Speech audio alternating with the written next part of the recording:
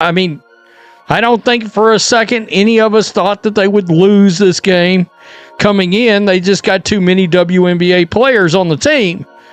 But boy, oh boy, was this a tough watch. Team USA got the win, no debate there. The scoreboard backed it up and the stat sheet told the same story. But if you only skimmed the headline, United States defeats Puerto Rico, you'd think it was smooth sailing, when in reality, there's a lot more going on beneath the surface. What's going on? Team USA beat the brakes off of Puerto Rico, as they should. It ain't no competition out here. Let's be real. These games ain't gonna be competitive. This is like they playing against YMCA level this is not gonna be competitive. But Caitlin Clark is being sabotaged. Hold on, you mean to tell me Angel Reese done started a game, Paige Beckers is starting. Everybody get to start but Caitlin Clark. Everybody's starting but Caitlin Clark. Y'all got me f***ed up. Y'all got it twisted. Y'all playing games. We got people out here not passing the ball. We got people ignore her on the out. But if you actually watched that game, every slow, messy, frustrating minute of it, you already know the headline didn't tell the full story. Against a Puerto Rican team that had no business keeping it close, Team USA didn't win the way anyone expected, and it showed. This felt a lot like we saw the influence, let's just be real, of the half-court, slow the game down, where the ball goes to die offense of Stephanie White. The Stephanie White influence, it felt big tonight. I mean, you let Caitlin Clark run yesterday, Kara Lawson. Today, nah. We're not letting her get up and down the court. We're not letting her do 17 points and 12 boards. Might make these other players feel bad. Woo! And Caitlin Clark, the biggest name, the most marketable star, the most electrifying talent in women's basketball right now, was completely, deliberately, and systematically iced out. 8 points, 2 assists, 3 turnovers, 1 for 5 from deep. That's not the Caitlin Clark we saw just 24 hours earlier. That's a version of her that felt manufactured, like that's exactly what someone wanted you to see. As exciting as that first Team USA game was, this one was almost completely in the other direction as far as how ugly it was. The US squad just out of sync, top to bottom. Kara Lawson's experimenting with lineups and different combinations. Obviously a back-to-back. They're vastly more talented. They don't have to actually qualify for the World Cup. So it is not a big deal. Don't get me wrong. You take this one and throw it in the trash. But just when you're coming off that high of what that first game looked like against Senegal, it was a little bit of a rough watch. And to really understand how alarming that Puerto Rico game was, you first have to understand just how jaw-dropping the Senegal performance truly felt. Because Caitlin Clark didn't just play well, she was historic. 17 points, 12 assists, 4 threes on 5 attempts, 0 turnovers. All of that in just 90 minutes on the floor. Those aren't just good numbers, that's near-record production for a senior national team debut. That's the kind of performance that makes coaches around the world sit up and pay attention. The crowd was electric. The internet exploded. Commentators were running out of superlatives before halftime even hit. And then, 24 hours later against Puerto Rico, a team that realistically had no business hanging with Team USA, Clark walks back out and puts up 8 points and 2 assists. 8 points. Something changed. Completely. Dramatically. And across the basketball world, people noticed it immediately. Team by far. But the biggest thing that I noticed from this Team USA team tonight was they weren't moving the ball as well as they did versus Senegal. They weren't sharing the ball as well as they did versus Senegal. It didn't seem like, I don't know, this might be looking into it too much. Like the vibes even seemed a little off. I'm not even going to look at this box score. I'm not even going to look at the scores of this game and say that anybody played overly well. Here's where the numbers start telling a story the official post-game narrative doesn't want to touch. Against Senegal, Caitlin Clark went 4 for 5 from deep. Against Puerto Rico, a noticeably weaker defense playing at a slower pace, she went 1 for 5. Against Senegal, 0 turnovers in 19 breathtaking minutes. Against Puerto Rico, 3 turnovers in roughly the same time. Against Senegal, 12 assists, every touch creating something, every decision elevating the entire team. Against Puerto Rico, just 2 assists. Same player. Same tournament. Same 19 minutes. Yet almost unrecognizably different production. So now you ask the question every honest fan is already asking. Why? How does a player who just dominated an international opponent with one of the most efficient debut performances in Team USA history suddenly look stuck, slowed down, almost like she's playing in wet concrete the very next night? When you really follow the numbers, the answer isn't comfortable, but it's sitting there in plain sight. Hey, Coach Lawson. Yo, yeah, you remember that lineup you put out there with Caitlin and K-Cop and Angel? You remember that lineup? De'Erica Hamby? Yeah, let's not do that lineup again. You know, we saw it in the first quarter. It was abysmal work going on there. I mean, it was slow offense. The ball wasn't moving around. I think after the first quarter, we should have just moved on from it. You know, let's not do that again. I understand you might be trying different lineups, but man, we were confused in the chat. We were confused in the live. It was abysmal work. I mean, we were perplexed. Hello?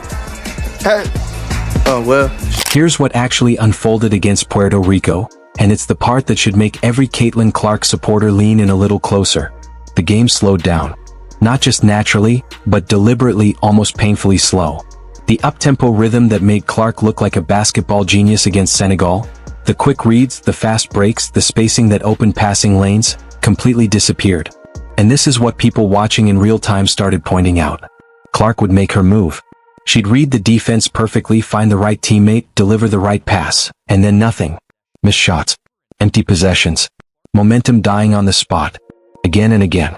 She was making the right plays, but the results just weren't sticking. The ball kept coming back to her with nothing to show for it. This wasn't the same flow, the same chemistry, the same energy from the night before. This turned into a methodical, grinded-out style. Something much closer to the slow, possession-heavy approach often associated with Stephanie White basketball. And that's the key tension. Because that style has almost nothing to do with how Clark is most dangerous. It limits the pace, shrinks the space, and takes away the very chaos she thrives in.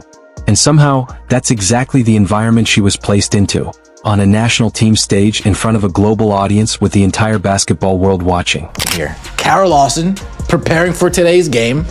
She got tapped on the shoulder. Tap, tap, tap. She looked behind her, and there she was, staring at Kara Lawson. Stephanie White. And you know what Stephanie White said? Slow it down, coach. Slow it down. You see all the publicity Caitlin Clark's getting today? Did you see the news? Everybody's talking about Caitlin Clark. We can't have that. The transition offense, Caitlin Clark making passes that nobody in the league has ever seen before. We can't have that. Slow it down, Kara Lawson. Switch it up. We got to make everybody else shine. We don't want her. Everybody else. Now, let's talk about Stephanie White, because this is where the story stops being just about basketball and starts being about something far more deliberate. White is the head coach of the Indiana Fever. She's Caitlin Clark's WNBA coach, and under Sue Bird's direction as Team USA managing director, she was appointed as an assistant coach for this very qualifying tournament in Puerto Rico. Think about that for a second. Of all the assistant coaches available in women's basketball right now, the one who ends up on Team USA's bench alongside head coach Kara Lawson just happens to be Clark's own club coach. The same coach who runs the slowest, most possession-heavy, least Clark-friendly offense in the WNBA is now influencing how Clark is used on the international stage. That is not a coincidence. That is architecture. The theory writes itself. If Clark starts posting monster numbers internationally with true creative freedom, it becomes impossible to ignore how much her performance is curtailed under White's system back home in Indianapolis. Sending White to Puerto Rico wasn't support, it was a leash. And the Puerto Rico game, which played out exactly like a Stephanie White slowdown plan, makes it painfully clear that leash was very much in effect. It was very funny that USA Basketball waited till right as the game kicked off to post the starting lineup. Yesterday, they posted that joker ahead of time. Not today, because they got destroyed yesterday. It didn't get any better for them. It didn't get any better. CDS, y'all are desperate to turn all the fans away. No one gives a crap about these players. They're boring. Bored shitless watching this game. So uninteresting unless you put CC on the court. Why do they have the old washed-up point guard in there? CC not starting is truly the dumbest shits ever. Kara Lawson. But the freeze-out didn't stop on the court. It spilled off it too in the most visible way possible. When USA Basketball released their official promotional graphic for the Puerto Rico tournament, it immediately went viral, and fans were furious. Aaliyah Boston was front and center. Meanwhile, Chelsea Gray, Clark's peer, her number 22 jersey sold out in under an hour after being drafted. The face who fills arenas, drives ratings, and helps bring women's basketball to new audiences, was nearly invisible, buried like a background character in her own story. And yet, USA Basketball put Chelsea Gray's face where Clark's belongs. You can't tell me that was some design accident. This was a statement, and everyone who knows Clark's value noticed it immediately. How did that feel? Second game out. I mean, I thought the game was a little funky. But it was good. I obviously thought it was I think their zone kind of threw us off. I thought it kind of slowed down our pace a little bit. We didn't get as much in transition, so I think if we can get some plays, we'll just continue to play with a lot of pace until it is. I was going to ask that, do you feel like some of the mistakes that you guys made was something that Puerto Rico was doing, or were some of them also a little self-inflicted? I think it was mostly self-inflicted. I thought we missed on some defensive coverages, and then I think especially with how much we fouled too, like it really limits us, especially in transition when we want to play fast. And it's hard to push, especially off of the main free throws or sitting in front. And if you need confirmation straight from the source that something was fundamentally off in that Puerto Rico game, you don't have to look far. After the final buzzer, Caitlin Clark sat down in front of the cameras and said exactly what every fan watching already felt in their gut. She admitted the game felt clunky. She said she didn't shoot as much as she would have liked. Pause on that for a moment. This isn't a player making excuses. This isn't a frustrated athlete going rogue in a post-game soundbite. This is Caitlin Clark, one of the most measured, professionally polished, and media-savvy athletes in all of women's sports, telling you directly that the way she was being used didn't feel right. The tournament's stated goal was to give new talent freedom to shine. And yet the most dangerous shooter on the roster felt constrained. Limited. Like the game plan was working against her instead of for her. She said it herself. And we're supposed to pretend we didn't hear that? We're here to officially announce, and on behalf of the Board of Directors of USA Basketball, that Super has been named the first ever managing director for the women's national team. So, Sue, congratulations. Thanks for taking this on.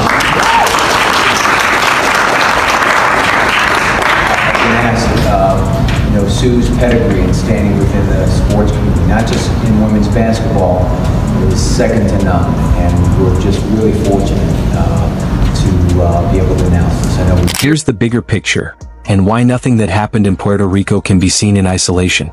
Sue Bird, five-time Olympic gold medalist and the defining figure of the old USA basketball establishment, was named managing director of the women's national team in May 2025.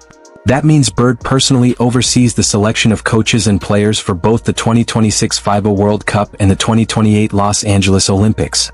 She is the gatekeeper, the person who decides who gets full access to the national team platform and who gets managed, minimized, or even manipulated while on it. The establishment she represents has never been fully comfortable with what Caitlin Clark represents. Clark didn't rise through that network. She doesn't owe her stardom to those connections. And her cultural dominance, the ratings, the jersey sales, the sold-out arenas that follow her everywhere, is a constant, undeniable reminder that the old guard's grip on women's basketball is weakening. Meanwhile, Chelsea Gray, whose selection ahead of Clark for the 2024 Paris Olympics drew heavy criticism after she had barely played a competitive game in nearly a year, is still prominently featured in official Team USA promotional materials. That tells you exactly whose program this still is.